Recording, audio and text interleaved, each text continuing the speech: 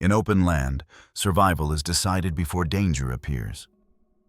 There are no walls, no shadows, no silence deep enough to hide a body that pauses too long. Every movement is visible. Every hesitation is recorded by distance, by light, by eyes that wait. Here, stillness is not rest. It is exposure. The ground offers food, but never safety. The horizon stretches without promise, and the air carries signals long before threat takes shape. Life continues only by refusing to stop, by staying within motion, within pattern, within the thin protection of numbers. This world does not reward strength or speed alone. It favors endurance without pause. Because in this place, stopping is not a mistake. It is a decision nature does not forgive. The open plains are shaped by distance more than shelter. Flat ground extends in every direction, broken only by low grass, scattered shrubs, and the slow curves of migration routes, worn into the land by generations of movement. There are few barriers here, and fewer places to disappear. Visibility favors those who watch, not those who flee. Life on these plains is governed by cycles that cannot be negotiated. Seasonal rains arrive briefly, then retreat. Water collects, spreads life, and vanishes again. Grass grows fast and fades just as quickly, forcing herbivores to move before the land is stripped bare. Remaining behind is not loyalty to territory, it is surrender to depletion. Heat accumulates during the day, draining energy with every step. At night, temperatures fall, but darkness does not bring safety. Predators navigate by sound, scent, and expectation, learning where movement slows and where herds compress. The plains reward patterns. Anything that breaks rhythm draws attention. Migration routes form not from choice, but from necessity. They link temporary abundance to the next uncertain opportunity. Along these paths, animals travel without certainty of arrival. Each kilometer adds strain, muscles tighten, hydration drops. Reaction times lengthen. The journey itself becomes a filter, thinning the weak long before predators intervene. In this environment, survival is not defined by a single encounter. It is shaped by accumulation of fatigue, of exposure, of time spent in the open. The land does not need to attack. It only needs to wait. Movement here is not progress. It is maintenance. And stopping means falling out of alignment with a system that never slows to accommodate hesitation. Within the moving mass of striped bodies, one individual occupies no special position. It is not the largest nor the smallest. Its markings blend into the shifting patterns around it, designed not for recognition, but for dissolution, edges breaking apart as the group moves. This zebra travels within the core of the herd, where density offers partial protection. Here, movement is shared, decisions are collective, and pauses are brief. The animal's muscles are conditioned for distance rather than bursts of speed. Its strength lies in repetition, in the ability to maintain pace hour after hour without collapse. The body shows signs of use. Hooves are worn smooth by abrasive ground. The shoulders carry tension from constant alertness. Ears rotate independently, tracking sound across open space, while the eyes remain fixed forward. Feeding happens while walking. Rest happens while standing. Sleep, when it comes, is shallow and fragmented. Biologically, this individual is unremarkable. It does not lead. It does not challenge. Its role is simple: remain synchronized. Separation invites attention. Falling behind redraws boundaries that predators recognize instantly. What matters here is not intelligence or bravery. It is timing. A fraction of delay, a step out of rhythm, or a pause to recover can turn invisibility into isolation. The herd protects by motion, not by defense. This zebra does not move to reach a destination. It moves to avoid becoming a point of focus. And as the land stretches forward without shelter, the cost of maintaining that motion begins to rise. Each day begins without a clear boundary. There is no moment when safety returns or pressure lifts. Movement resumes as it ended slowly at first, then settling into a pace that balances consumption and endurance.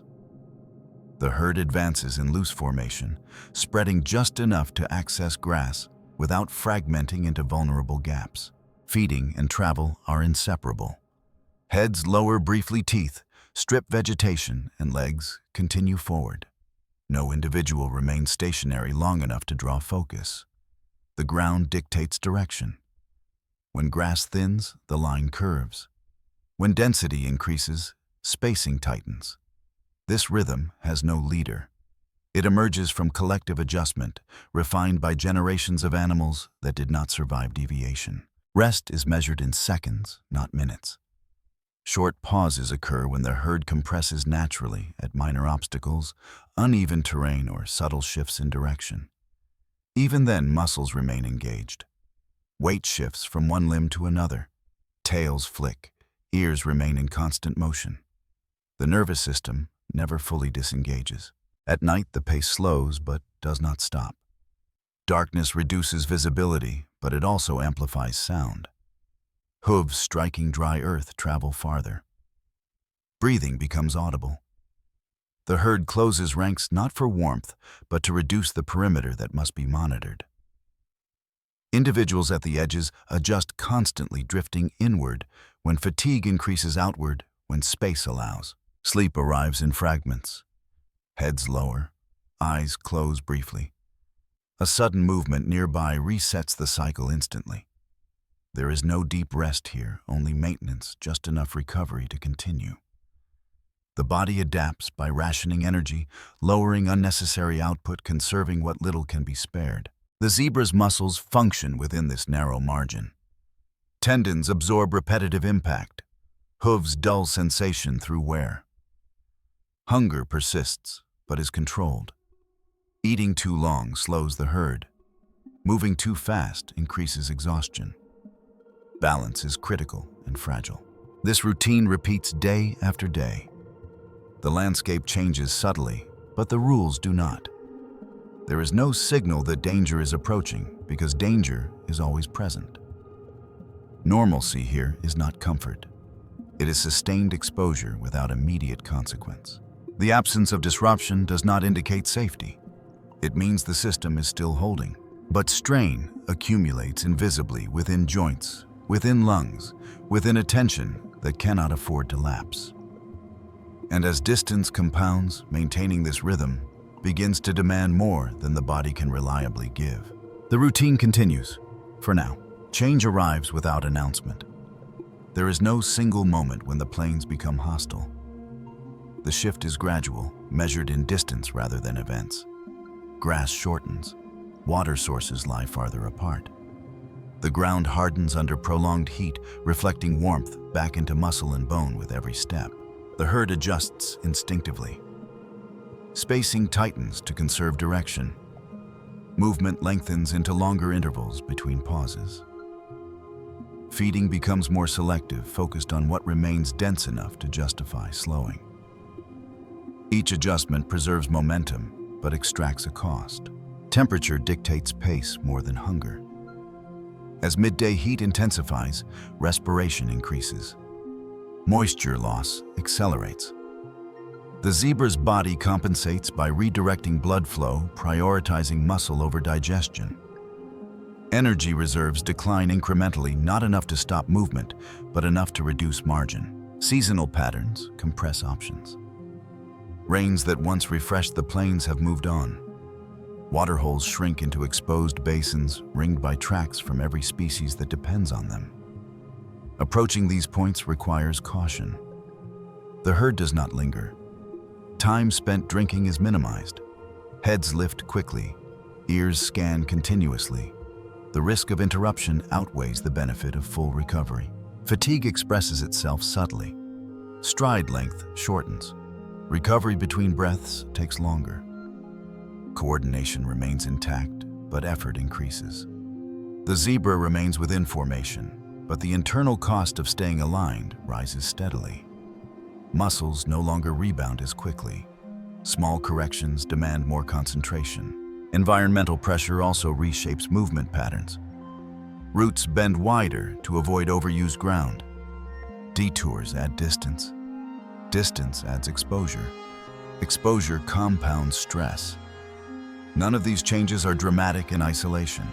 Together, they narrow the buffer that keeps the herd cohesive. Predators need not be visible for pressure to function. The environment itself performs selection. Those unable to adapt to reduced resources and extended travel begin to lag. The herd responds by unconsciously increasing pace. It is not cruelty. It is mechanics.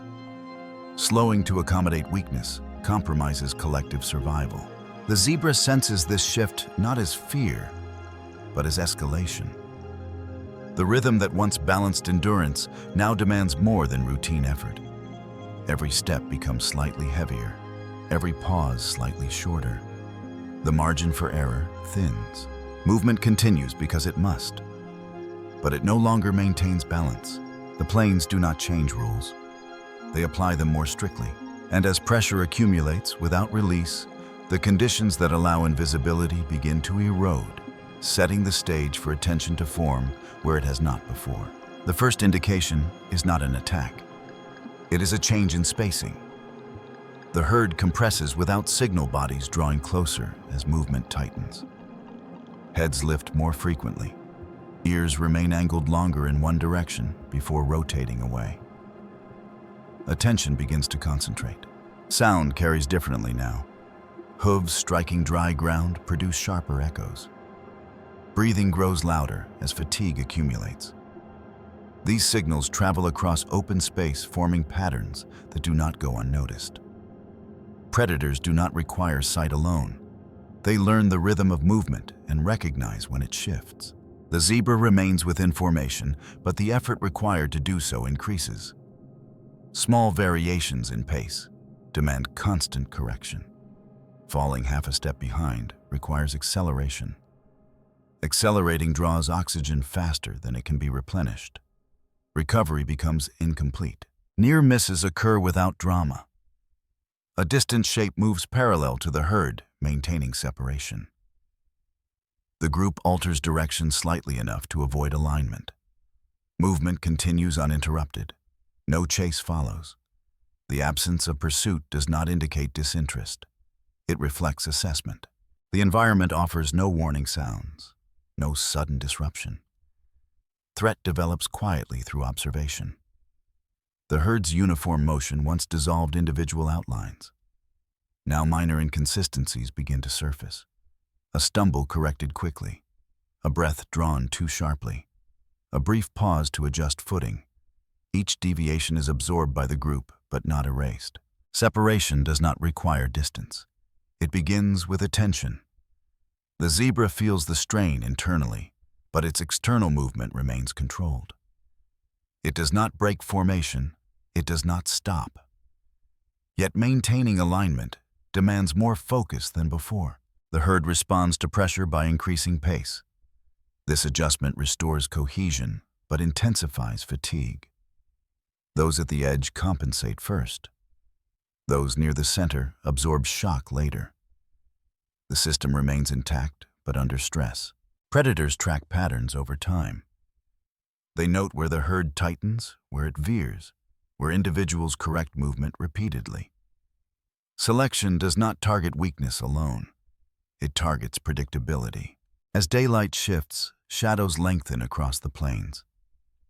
Visibility remains high, but contrast increases. Movement becomes more pronounced against the terrain. The zebra's striped pattern blurs at speed, but only when motion is sustained. Any reduction clarifies form. No pursuit occurs. No contact is made. The danger remains abstract, undefined, and therefore more effective. The herd continues forward aware but not alarmed. The absence of immediate threat allows pressure to build unnoticed. The zebra maintains pace, for now, but the conditions that once protected it, numbers, rhythm, uniformity, are beginning to thin. The environment has not changed direction. It has narrowed options. And with each kilometer, the space between survival and attention grows smaller. Pressure no longer arrives as a possibility. It becomes a constant presence embedded in every decision the herd makes. Movement accelerates in short bursts, then settles again, never long enough to restore equilibrium. Each adjustment corrects one vulnerability while creating another. The zebra feels the change through repetition. Muscles that once absorbed distance now tighten earlier. Recovery between strides shortens. Breathing grows more deliberate, each intake measured against effort. The body adapts by narrowing focus, non-essential responses suppressed to preserve motion. Threats begin to repeat not as attacks, but as proximity. Shapes appear at consistent distances, pacing the herd from angles that test alignment. When the group turns, the shapes adjust. When speed increases, they match without urgency. These encounters do not force confrontation. They extend strain. Fatigue reshapes behavior. Stride consistency fluctuates. Minor corrections become frequent. The zebra compensates instinctively, adjusting gait to remain synchronized. Each correction draws from reserves already depleted by distance and heat. Momentum continues, but efficiency declines. Water becomes scarce enough to require compromise. The herd approaches a shrinking source under heightened vigilance. Drinking occurs quickly with minimal pause. Heads lower in sequence rather than simultaneously. Any individual that lingers risks isolation. Hydration improves briefly, but tension remains elevated. The benefit does not outweigh the exposure. Repeated threats erode rhythm. What was once a fluid pattern now fractures into segments, accelerate, compress, correct. These fluctuations increase visibility. Predators respond by testing edges more aggressively. A sudden advance. A brief pursuit halted before commitment. Each probe measures reaction time, cohesion, endurance. The zebra remains within the herd, but its margin narrows. Muscles burn sooner during acceleration. Breathing recovers more slowly. Coordination holds but requires constant adjustment. There is no opportunity to reset. Stress compounds through continuity. As days pass, the landscape offers fewer alternatives. Detours grow longer. Familiar routes intersect with signs of recent kills. Bones stripped clean tracks, converging toward absence. The herd avoids these areas instinctively, but avoidance increases distance traveled. Distance extends exposure. Night provides no relief. Reduced visibility limits detection range, but sound and scent persist. Movement continues under low contrast, where missteps carry greater consequence. The herd tightens further, increasing internal collisions, raising the chance of stumble or delay. Predators exploit this compression. Short rushes force rapid acceleration. Even when no contact is made, the cost is exacted through energy loss. The zebra survives each test, but the body accumulates damage without visible injury. Repeated threats do not need to succeed immediately. They function by narrowing capacity. Each near miss shortens endurance. Each recovery takes longer. The system does not break abruptly. It degrades. Movement persists because stopping is not an option. But movement no longer guarantees invisibility. As pressure intensifies, the herd approaches a threshold where routine corrections are no longer sufficient. The next adjustment will require commitment, one that cannot be reversed. The plains offer no alternative routes, only forward. The moment arrives without distinction. There is no signal that marks it as final, only a convergence of conditions that removes every remaining margin. The herd reaches a stretch of open ground where routes narrow and options collapse into a single direction of travel. The terrain offers no deviation, no cover, no opportunity to redistribute strain. Movement tightens instinctively. Spacing compresses as individuals align more closely than before, not for protection, but because divergence here would be immediate isolation. The pace increases not by choice, but by necessity. Slowing would fracture cohesion at the exact point where cohesion is the only defense remaining. The zebra adjusts its stride to match the surge. Muscles respond, but with reduced elasticity. Each acceleration draws deeper into reserves that have already been rationed. Breathing becomes louder, less controlled. Recovery no longer completes before the next demand arrives. Attention sharpens across the herd. Heads lift in near unison. Ears fix forward longer than before. The collective rhythm narrows to a single priority: maintain alignment. Any deviation now carries immediate consequence. There is no buffer left to absorb error. Predators position themselves ahead rather than behind, forcing the herd to commit fully to forward motion. This tactic removes the option to pause or regroup. Direction becomes obligation. The environment dictates momentum, and momentum dictates outcome. The zebra senses the shift not as fear, but as compression. Time feels shorter. Distances close faster. Small terrain irregularities, loose stones, uneven patches of earth require precise navigation under fatigue. A misstep here cannot be corrected gradually. It demands instant response. One individual stumbles briefly. The herd compensates automatically, flowing around the disruption without slowing. The gap closes just as quickly. The system remains intact, but the cost of correction is redistributed across bodies already near limit. There is no longer a distinction between routine movement and emergency response. Every step carries urgency. Every breath is measured against the next acceleration. The zebra maintains position through effort alone, no longer aided by surplus capacity. At this stage, survival is no longer about endurance over time. It is about continuity in the immediate moment. The future compresses into seconds. Decisions are no longer adjustable. They must be executed fully or not at all. The plains do not offer resolution. They demand commitment. The herd crosses into a state where reversal is impossible. Forward motion becomes the only viable path, even if it leads through greater danger. Stopping would not restore safety. It would only finalize exposure. The zebra continues because it must, not because it can. The point of no return has been reached, not marked by action, but by the absence of alternatives. And once crossed, the system allows no retreat. The encounter does not begin with a chase. It begins with alignment. Predators move into positions that compress the herd's forward momentum, shaping its path rather than interrupting it. Distance closes not through speed alone, but through timing.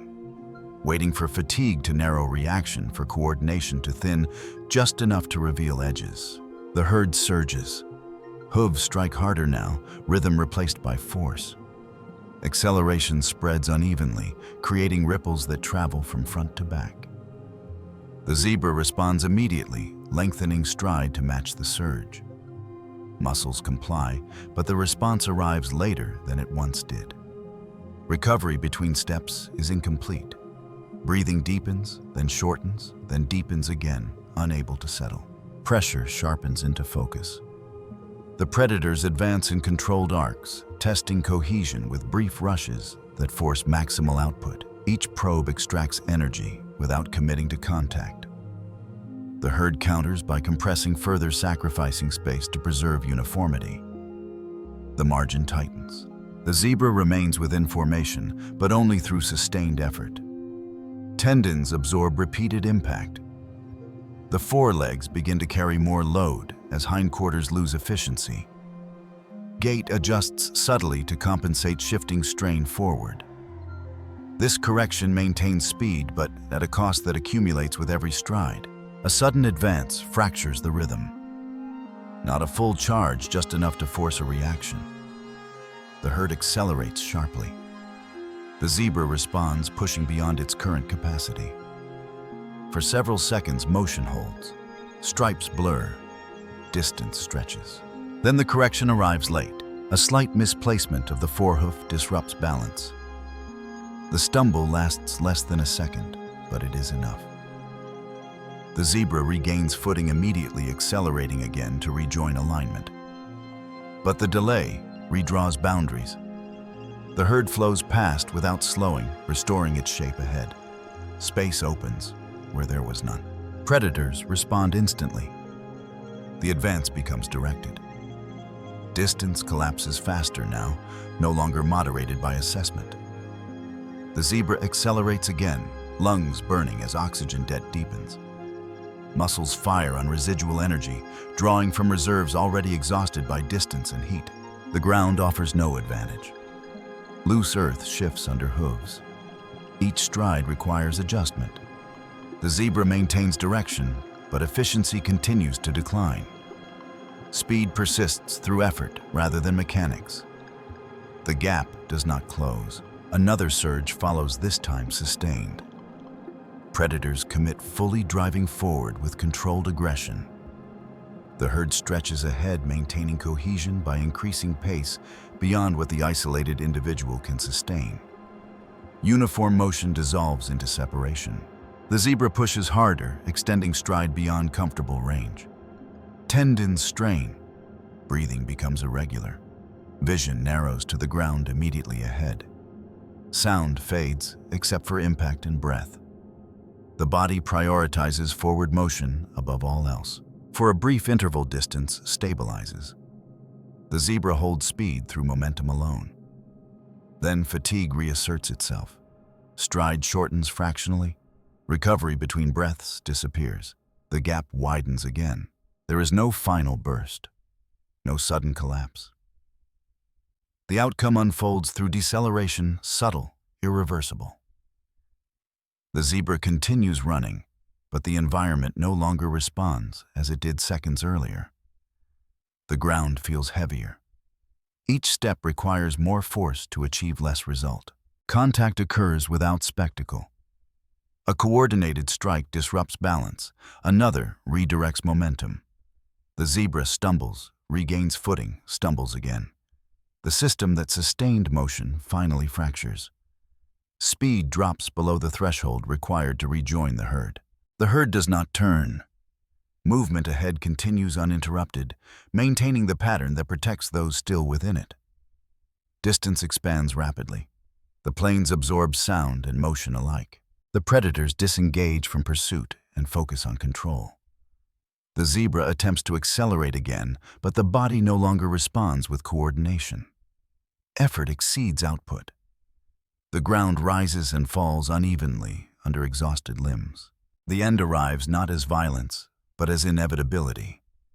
Motion ceases to be sustainable. The system resolves itself according to pressure applied and capacity remaining. Nature does not rush this moment. It completes it. When movement stops, it is not from decision. It is from exhaustion, exceeding function. The herd continues forward, reshaping into a stable configuration as distance increases. Within minutes, uniformity returns. Rhythm reestablishes itself. The plains resume their quiet continuity. The outcome alters nothing beyond its immediate effect. Resources redistribute. Pressure resets. The system remains intact. For the individual's survival depended on maintaining motion beyond the point where the body could deliver it. Once that threshold was crossed, the conclusion followed without deviation. The plains do not mark the event. They do not record loss. They only restore equilibrium. When the movement passes, the plains return to their previous state. Tracks settle. Dust disperses. The horizon resumes its unbroken line. There is no signal that an individual has been removed, only a slight adjustment in density as the herd continues forward. Those that remain do not slow. Motion persists, reestablishing the rhythm that sustains cohesion. The loss alters nothing about direction or pace.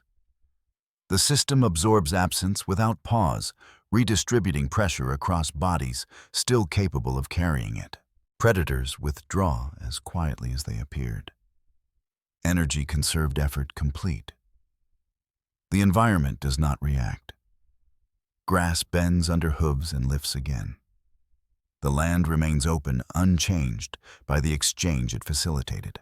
Survival here is not defined by victory or defeat. It is defined by alignment.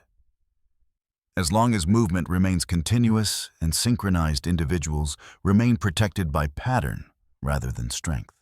Once that alignment fails, outcomes follow without negotiation. The conditions that demanded constant motion persist beyond the event. Water remains distant. Grass remains uneven. Distance continues to accumulate. The herd moves on not because safety has returned, but because stopping would create new vulnerability. The law governing this place does not adapt to circumstance. It repeats. Movement remains the only condition under which life continues. And on the open plains, the condition is never fully satisfied, only temporarily maintained.